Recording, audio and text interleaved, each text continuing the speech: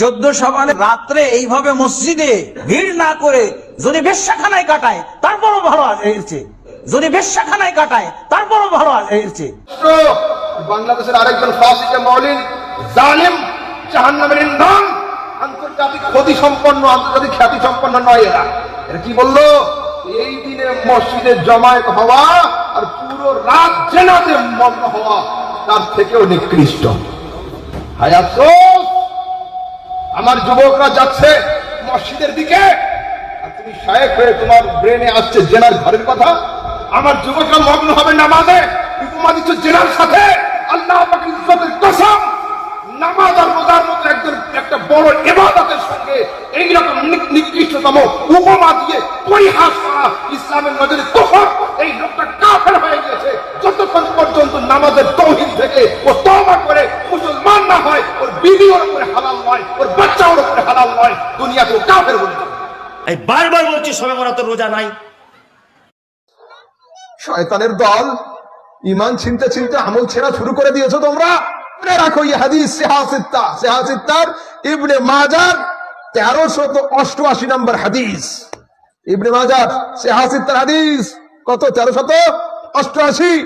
عن علي بن ابي طالب قال رسول الله صلى الله عليه وسلم اذا كانت ليله النصف من شعبان فقوموا ليلها وصوموا نهارها।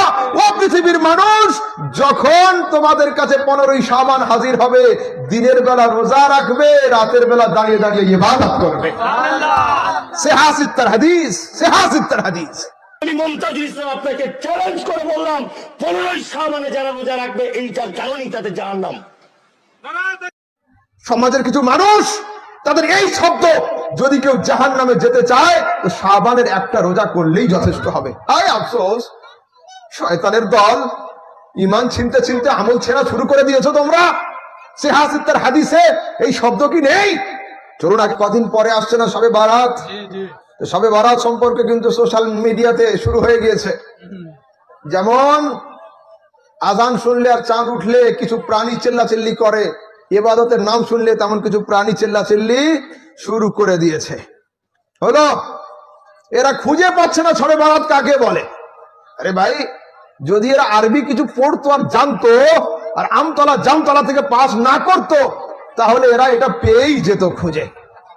হ্যাঁ, এরা লাউ খুঁজে পাচ্ছে, কদু বললে আর খুঁজে পাচ্ছে না।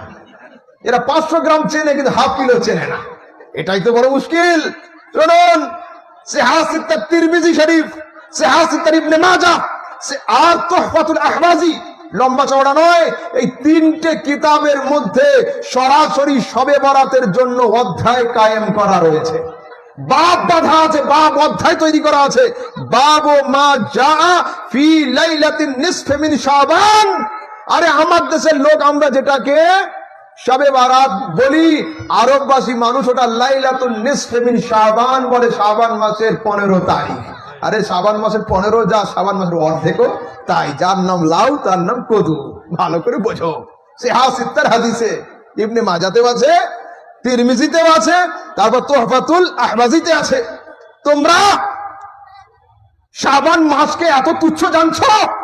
খোলো আল জামিআ সাগীর, ইবনে আসাকিরের তারিখে মদিনা দামেস্ক আর কাশফুল খাফা উঠিয়ে দেখো, রাসূল বলছেন শাবান ও শাহরি ও রমজান ও শাহরুল্লাহ। আরে শাবান হলো মুস্তাফার মাস, রমজান হলো খোদার মাস। সরাসরি হাদিসের মধ্যে আসছে। এবার আসো, এই দিনে কি করেন আপনারা? রোজা করেন আর নামাজ পড়েন রাতে, এটাই তো।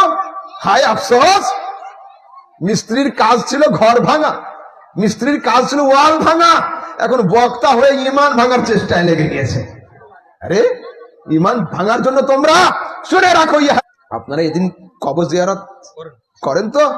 এটাও দেখিয়ে দিই, নয়তো কালকে চায়ের দোকানে ফের আপনাকে জানাবে কই তোমাদের কবর জিয়ারতটা হাদিসে আছে না নেই। খুলুন সিহাসিত্তার, ফের দিচ্ছি তিরমিজি শরীফের হাদিস।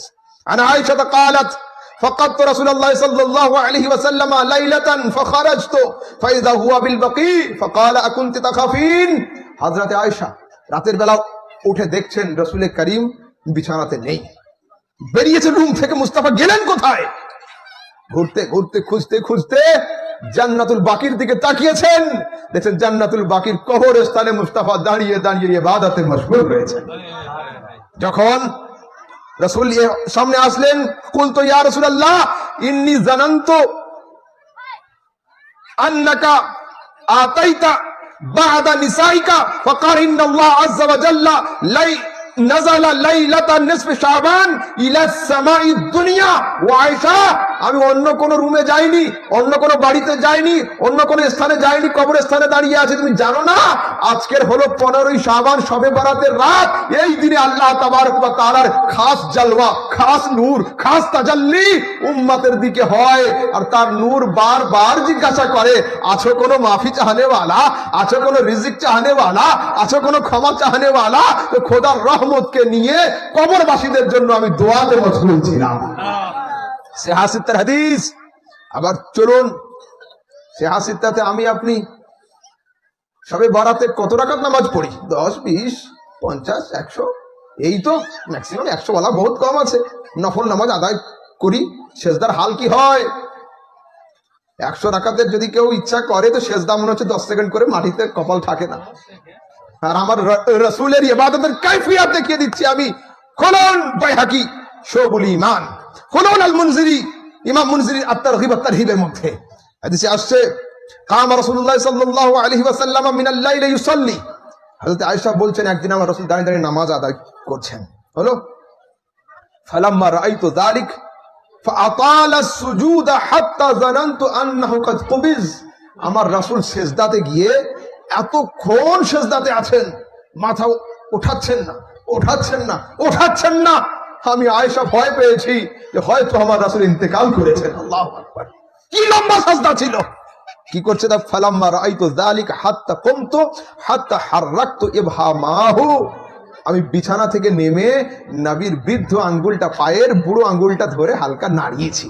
রাসূল ইন্তেকাল করেছেন না জিন্দা আছেন? আল্লাহু আকবার! কে? মা আয়েশা সিদ্দিকা। তখন কি হচ্ছে? ফাতাহাররাকা ফারাজাত। পায়ে হাত দেওয়ার সঙ্গে সঙ্গে আমার রাসূল নড়ে উঠেছেন। নড়ে যখন উঠলেন, বলছে, ইয়া আয়েশা, কি মনে করছো? আয়েশা বলছেন, আমি ভাবলাম যে হুজুর আপনি ইন্তেকাল করেছেন, ওয়ালাকিন্নী জানান্তু আন্নাকা কাদ কুবিদ। আমি মনে করলাম আপনি ইন্তেকাল করেছেন লিতুলি সুজুদ, সিজদা লম্বা করার কারণে। ফাকালা, রাসূল বলেন, আয়েশা আতাদরি, তুমি কি জানো না আইয়া লাইলাতিন হাযিহি, এটা কোন রাত? এটা কোন রাত তুমি কি জানো না? কালাত আল্লাহু ওয়া রাসূলুহু আলাম।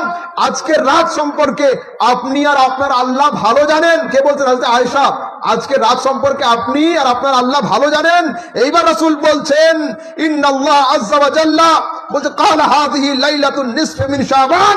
আয়েশা শুনে রাখো, আজকের হলো শাবান মাসের 15 তারিখ, অর্থাৎ শবে বরাতের রাত। সরাসরি আমার রাসূল শবে বরাতের রাতে এত লম্বা সেজদা করেছিলেন যে রাসূল সাল্লাল্লাহু আলাইহি ওয়াসাল্লামের সেজদা দেখে মা আয়েশা সিদ্দিকা ভয় পেয়েছিলেন যে রাসূলের ইন্তেকাল হয়তো হয়ে গিয়েছে। হে যুবক, আজকের দিন নিয়ে